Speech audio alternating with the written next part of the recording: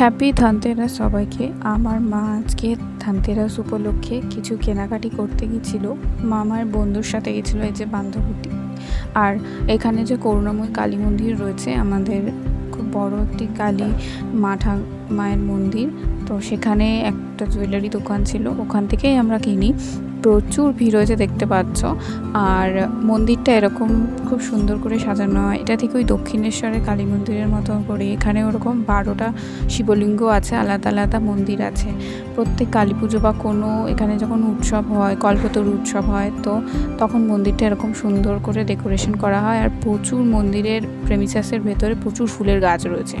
তো আমাদের তো দিওয়ালি পুজো করে মা, যেদিনকার কালী পুজো হয় সেদিনকারে লক্ষ্মী গণেশ পুজো হয়। তো এখানে ঘটে রাখবে বলে জিনিসপত্র কিনছিল, আর বাইরে থেকে কী কিনে এনেছে পুজোর জন্য সেগুলো বার করছিল। আমার জন্য দুটো তুবড়িও কিনে এনেছে। বাজির ভিডিও আমি পরের দিন দেব।